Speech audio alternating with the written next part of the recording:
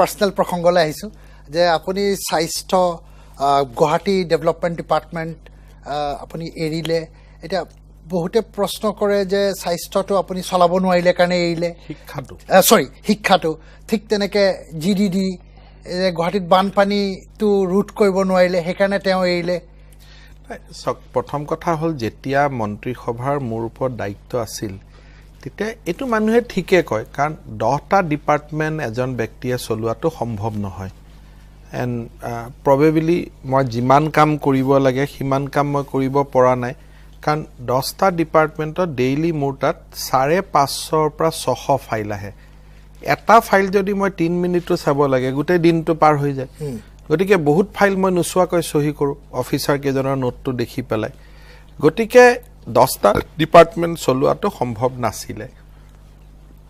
যেতিয়া মন্ত্ৰীসভাৰ সম্প্ৰসাৰণ হ'ল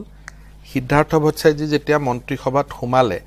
তেতিয়া আমি এটা মনত ভাবিলো যে শিক্ষা বিভাগটো চলাব পৰা এজন উপযুক্ত ব্যক্তি এজন যেহেতু মন্ত্ৰীসভাত আহিছে আৰু হি হ্যাজ এক্সপেৰিয়েন্স লিগেল ব্যাকগ্ৰাউণ্ড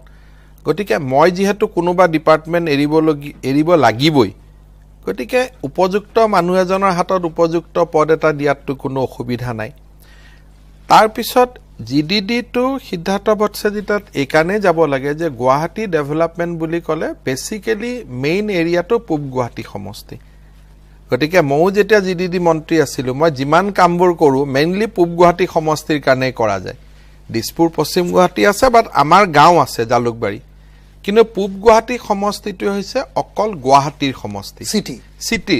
সেইকাৰণে মই ভাবো যে জিডিডি আগতো হয় মুখ্যমন্ত্ৰী কেতিয়াবা মই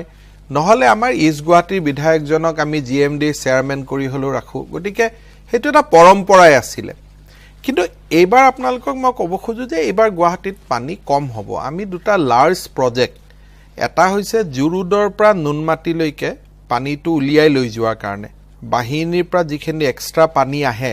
সেইখিনি আগতে অকল ভৰলু নদীত গৈছিল এতিয়া সেই পানীটো ভৰলুত নগৈ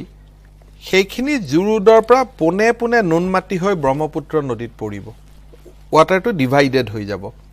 সেই প্ৰজেক্টটো আমি কমপ্লিট কৰিব পাৰিলো এটো আমাৰ কমপ্লিট হৈ গল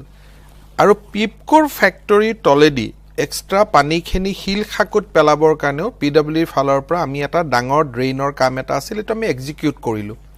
গতিকে গুৱাহাটীৰ দুটা লাৰ্জ প্ৰজেক্ট যোৱা 2 বছৰত আমি কমপ্লিট কৰিব পাৰিলো ইনফেক্ট যোৱা 15 দিন আগত কমপ্লিট হৈছে প্লাস এইবাৰ গুৱাহাটীত সাব সিকুনৰ কাৰণেও আমি বহুত আগতীয়াকৈ টকা পইচাৰ অনুমোদন দিছো হেকাৰণে মই ভাবো যে দিস টাইম মোৰ এটা মনত ধাৰণা যে যোৱা বছৰতকৈ পানী 50% টু 60% পানী কমিব